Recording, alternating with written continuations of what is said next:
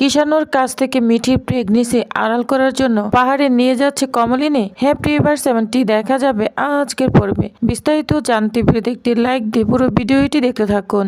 গল্পের শুরুতেই আমরা দেখতে পাবো হঠাৎ করে প্রসূন আবিরের মাকে ফোন করে। ফোনটা রিসিভ করতেই আবিরের মা বলে, হ্যালো, কে বলছেন? প্রসূন একটু থেমে বলে, আমি রেশমির বোন প্রসূন বলছি। এ কথা শুনে আবিরের মা চিন্তিত গলায় বলে, এত রাতে ফোন করেছেন? সব ঠিক আছে তো? রেশমি ভালো আছে?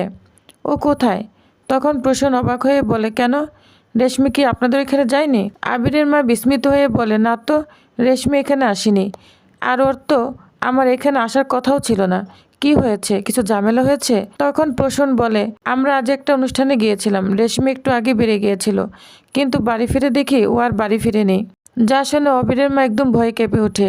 বলছে, কেন, ঝগড়া হয়েছে? প্রসূন তখন বলে, না না, তেমন কিছু হয়নি। আমি আগে আরো কয়েক জায়গায় খোঁজ নিয়ে নিই, খবর পেলে আপনাকে জানাবো।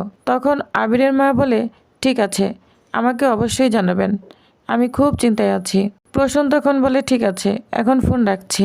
এই বলে প্রসূন ফোন রেখে দেয়। এদিকে ঘরে সবাই তো অস্থির হয়ে গিয়েছে। নতুন বলে, রেশমি বৌদি তাহলে কোথায় চলে গেল? আমরা কি ওর বাড়িতে যাব? তখন মিঠির চোখ ভেজা কণ্ঠে বলে, তোমরা গেলে কি হবে নতুন কাকু? মামি তো আর ফিরে আসবে না, তোমাদের দেখলে বরং আরো রাগ হবে। ওনাকে নিজে নিজেই ফিরে আসতে দাও। তখন কমলিনী বলে, বৌদি কোথায় গেল কিছুই তো বুঝতে পারছি না। মিঠি বলে, দেখবে মা, ঠিক ফিরে আসবে। তখনই ওইখানে প্রসূন ফোন করে। নতুন তখন ফোনটা রিসিভ করে বলে, হ্যাঁ প্রসূন বলো। তখন প্রসূন বলতে থাকে, না না দাদা, আবিরের মায়ের খোঁজ না এখনো কোথাও খুঁজে পাইনি, কোথাও তো পাচ্ছি না, কি করবো এখন? নতুন তখন বলে, আমরা কি আসবো? প্রসূন বলে, না না, তোমাদের আসার কোনো দরকার নেই, আমি নিজেই খুঁজছি। তারপর ধীরে ধীরে বলে, আসলে ওকে আমি আজ একটু বেশি কথা বলে ফেলেছিলাম, হয়তো ওর অভিমান হয়েছে। নতুন তখন দীর্ঘশ্বাস ফেলে বলে, এতে যে কারোই অভিমান হতে পারে, কিন্তু আগে জানতে হবে কোথায় আছে। কমলিনীর মা ভয়ে বলে ওঠে, ওরা যদি আসতে চায় তাহলে আসতে দাও, আমার না খুব ভয় করছে। প্রসূন তখন আবার বলতে থাকে, না না, আগে আমি খোঁজ নিয়ে নিই। এই বলে ফোনটা রেখে দেয়। নতুন তখন বলে, আমি বুঝতে পারছি না রেশমি বৌদি কোথায় গিয়েছে। মিঠি বলে, আমি মায়ের কাছে যাইনি, আবিরের মায়ের কাছেও তো যাইনি। কমলিনী তখন বলে, তাহলে কোথায় যেতে পারে? আমার মন বলছে অনন্যা বৌদির কাছে যেতে পারে। মিঠি তখন চোখ বড় করে বলে, মিঠি তখন রাগান্বিত হয়ে বলে, হ্যাঁ, ওদের তো খুব ভাব। নতুন তখন বলে, কিন্তু এত রাতে ফোন করাটা কি ঠিক হবে? কমলিনী বলে, একবার চেষ্টা করো না। নতুন তখন ফোন হাতে নিয়ে বলে, ঠিক আছে, আমি ফোন করছি। এই সময় পাহাড়ের দিকে বসে আছে রেশমি। চোখ দিয়ে তার টপ টপ জল পড়ছে। তার মনে পড়ছে প্রসূনের কথা। সে সবসময় একই কথা বলে, তুমি সবসময় বাড়াবাড়ি করো, তোমার জন্য সব ঝামেলা হয়েছে। এই কথাগুলো মনে পড়ে রেশমি একদম ভেঙে পড়ে আর কান্না করতে থাকে। রেশমি তখন মনে মনে বলে, আমি আর বোঝা হয়ে না কারো ঘরে থাকতে চাই না, কিছুদিনের মধ্যে দূরে চলে যাব, কেউ আমাকে খুঁজে পাবে না। এদিকে দেখা যায় মিঠি কান্না করতে থাকে, বলছে, মামি তুমি ফিরে এসো। কমলিনী শক্ত গলায় বলে, মিঠি কাঁদিস না, আমরা ওকে ফিরিয়ে আনবো। এদিকে নতুন তখন ধীরে ধীরে ফোনটা হাতে তুলে নেয়। কয়েক সেকেন্ড চুপ করে স্ক্রিনের দিকে তাকিয়ে থাকে। তারপর গভীর নিঃশ্বাস নিয়ে অনন্যা নাম্বারের উপর চাপ দেয়। রিং বাজতে থাকে। ওদিকে অনন্যা ফোনটা হাতে নিয়ে বুঝে গেল যে নতুন ফোন করেছে, তার মানে নিশ্চয়ই কিছু হয়েছে। ফোন রিসিভ করে বলে, হ্যালো নতুন, এত রাতে কেন ফোন করেছ? সব ঠিক আছে তো? তখন নতুন বলে, হ্যাঁ বৌদি, মোটামুটি ঠিক আছে, তবে একটা সমস্যা হয়েছে, এজন্যই তোমাকে এত রাতে ফোন দিয়েছি, খুব দরকার, এর জন্যই ফোন দিয়েছি, একটা ইনফরমেশন জানা দরকার ছিল। অনন্যা তখন হালকা এসে বলতে থাকে, আমার কাছ থেকে আবার কি ইনফরমেশন শুনবে? তোমার দাদা তো পুনে গিয়েছে ব্যবসার কাজে, তুই তো জানিস। তাহলে আমি তো বাড়িতে একাই আছি, তুই কি আমার খবর নিতে ফোন করেছিস? আমি কেমন আছি সেটা তো তুই কখনোই জানতে চাস না। নতুন তখন বিরক্ত হয়ে বলে, দেখো বৌদি, এসব কথা বলার না এখন কোনো দরকার নেই, আমি একটা গুরুত্বপূর্ণ কাজেই তোমাকে ফোন দিয়েছি। অনন্যা তখন বলে, আচ্ছা বল, কি জানতে চাস? নতুন তখন বলে, রেশমি বৌদি কি তোমার ওইখানে গিয়েছে? ওকে কোথাও আমরা খুঁজে পাচ্ছি না, তাই তোমাকে ফোন করলাম। অনন্যা তখন দীর্ঘশ্বাস ফেলে বলে, হ্যাঁ, রেশমি আমার কাছেই আছে, কিন্তু এখন ঘুমিয়ে পড়েছে, মোবাইল বন্ধ, কারোর সঙ্গে কথা বলবে না এখন। একথা শুনে নতুন একটু স্বস্তি পায়, বলছে, আচ্ছা তাহলে ঠিক আছে, নিরাপদেই আছে। তখন অনন্যা হঠাৎ করে বলে ওঠে, কিন্তু কাল সকাল বাড়ি ফিরবে কিনা জানি না, রেশমির সঙ্গে যা হয়েছে সেটা একদম ঠিক হয়নি। নতুন, মেহমানের সামনে এমন অপমান করা উচিত হয়নি।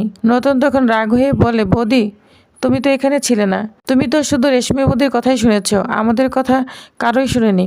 আমাদের কথা যদি শুনতে তাহলে তো বুঝতে পারতে আসলে ব্যাপারটা কি হয়েছে। অনন্যা তখন বলে আমি সব শুনেছি আর আমি জানি এর পরিণাম কি হতে পারে, তাই রেশমি চাইলে এখানেই থাকবে। নতুন তখন বলে তুমি তোমার মতো জানো, আমরা আমাদের মতো করেই জানি, এই নিয়ে আর কথা বাড়াবো না, আমি প্রসূনকে জানিয়ে দিচ্ছি, এই বলে ফোনটা কেটে দেয়। নতুন তখন মিঠিকে বলে রেশমি বৌদি অনন্যা বৌদির বাড়িতেই আছে। মিঠি বল আমি বলেছিলাম না ওইখানেই যাবে। তখন বলে হ্যাঁ, প্রসন্নকে ফোন করে বল সকালে যেন গিয়ে রেশমি বৌদিকে নিয়ে আসে। এদিকে প্রসন্ন আবারও কমলিনীকে ফোন করে বলছে রেশমি যে কোথায় গেলো কিছুই তো বুঝতে পারছি না, কিছু করে ফেলবে না তো আবার। কমলিনী বলে এত ভয় পাস না দাদা, অনন্যা বৌদির কাছেই আছে, মোবাইল বন্ধ করে ঘুমিয়ে পড়েছে। তখন যেন প্রসন্ন হাঁপ ছেড়ে বাঁচলো, যাক অন্তত খোঁজটা পাওয়া গিয়েছে, এতক্ষণ আমার বুকটা না কি যে ধরফর করেছিল তা তোকে বোঝাতে পারবো না। তখন প্রসন্ন তার মাকে বলে দেয় মা তুমি শুয়ে পড়ো, বাবার শরীর ভালো না, এখন চিন্তা করো না, রেশমি ঠিক আছে, ও অনন্যা বৌদির কাছেই আছে। তখন প্রসন্নের মা একটু স্বস্তি পায়। প্রসন্নের মা তখন প্রসন্নকে বলতে থাকে তুই না বউকে ফোন করে জানিয়ে দিস, লুকিয়ে থাকা কোনো দরকার নেই। মিঠি তখন তার মাকে বলে মা বাইরের লোক নয়, আমাদের ঘরের লোকই সবচেয়ে বিপজ্জনক, বর্ষাবতী জেনে গেলে না আমার শ্বশুরবাড়িতে সব জেনে দিবে, সে না আমার বিয়েটাই ভাঙতে চায়। কমলিনী বলে ভয় পাস না, তোর বিয়ে ভালো পরিবারেই হয়েছে, ভালো পরিবারেই হবে, কেউ ইচ্ছে করলে ভাঙতে পারবে না। নতুন তখন মিঠিকে বলে মিঠিমা তোর জন্য একটা জায়গা ঠিক করেছি। যা শুনে মিঠি অবাক হয়ে যায়, বলছে কোথায় নতুন কাকু? তখন নতুন বলে আমার এক বন্ধুর বাড়ি পাহাড়ের উপর, খুব ভালো জায়গা, তুই কিছুদিন ওইখানেই থাকবি। মিঠি তখন বলে কিন্তু কিষানও যদি সব জেনে যায়, পড়াশোনা কোর্স করা এসব মিথ্যে। তখন নতুন বলে তুই বলবি দিল্লিতে যাসনি কারণ তুই এখানে চান্স পাসনি, তুই দার্জিলিংয়ে কোর্স করতে গিয়েছিস, অনলাইনে না সব কিছু সবসময় দেখা যায় না, বুঝতে পেরেছিস? মিঠি তখন বলে ঠিক আছে নতুন কাকু, যেমন বলবে তেমনই করব। নতুন তখন বলে পাহাড়ে যাওয়ার সমস্ত ব্যবস্থা আগে করা হয়েছে। কমলি তখন চিন্তিত হয়ে বলে ওখানে ঠিকঠাক সব হবে তো? নতুন নতুন তখন হালকা এসে বলে চিন্তা কর না, সব ব্যবস্থা করা আছে, তুমি শুধু মিঠি কিনে চলে যাবে, বাকিটা আমি দেখে নিব।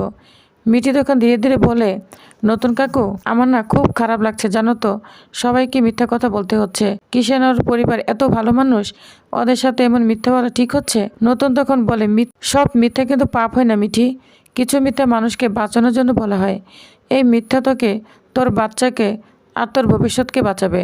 যা শুনে মিঠির চোখে একদম জল জমে উঠে, কিন্তু কিষানুকে ঠকাতে আমার খুব কষ্ট হচ্ছে নতুন কাকু, ওর ফ্যামিলি বারবার বলছিল আমরা যেন বড় কোনো সত্য লুকিয়ে না যাই, কিন্তু দেখো জীবনের সব থেকে বড় সত্যিটাই আমরা লুকিয়ে যাচ্ছি। কমলি তখন মেয়ের হাত ধরে বলে মিঠিমা এখন সব বোঝা যাচ্ছে না, সময় এলে সব ঠিক হয়ে যাবে। মিঠিমা বুঝতে পেরেছি এখন সব কিছুই কঠিন মনে হচ্ছে, কিন্তু দেখিস সময় না সব কিছু ঠিক হয়ে যাবে, এখন শুধু তুই নিজের আর বাচ্চার কথাই ভাব। নতুন তখন বলে আমার বন্ধুর সাথে কথা হয়ে গিয়েছে, তুই যে মেডিকেলে কোর্সটা করতে চাস ওখানেই করতে পারবি, ওখানে থাকলে তুই তো নিজের চোখে বাচ্চারও খবর রাখতে পারবি। মিঠি তখন বলে কিন্তু মা আমি কি করে তোমাদের ছেড়ে যাব? কমলিনীর চোখ মুছে বলে তোর জন্যই তো যাচ্ছি, তুই একা যাবি না, আমি তো তোর সঙ্গে যাব। নতুন তখন বলে বিদেশে গেলে মা বাবা যেতে পারে না, কিন্তু এখানে তো পারছে, তাহলে সমস্যা কোথায়? মিঠি তখন কান্না করতে থাকে আর বলে আমার সব থেকে খারাপ লাগছে কি জানো, আমার সন্তান আমার চোখের সামনে থাকবে না, কিন্তু আমি তাকে সন্তানও বলতে পারবো না, ও আমাকে মা বলে ডাকতেও পারবে না।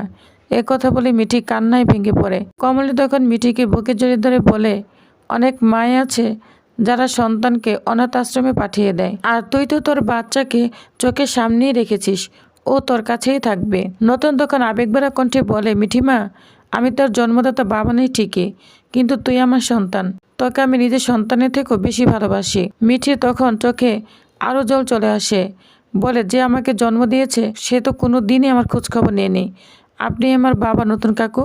নতুনের গলাও তখন ভারী হয়ে আসে, বলে তুই যেন সারা জীবন কিষানের সাথে ভালো থাকতে পারিস সেটাই আমার একমাত্র চাওয়া। মিঠি তখন বলে কিন্তু যদি কোনোদিন সত্যটা বেরিয়ে আসে তখন কি হবে নতুন কাকু? কিষানও যদি সব জেনে যায়? তখন নতুন বলে কিচ্ছু হবে না মা।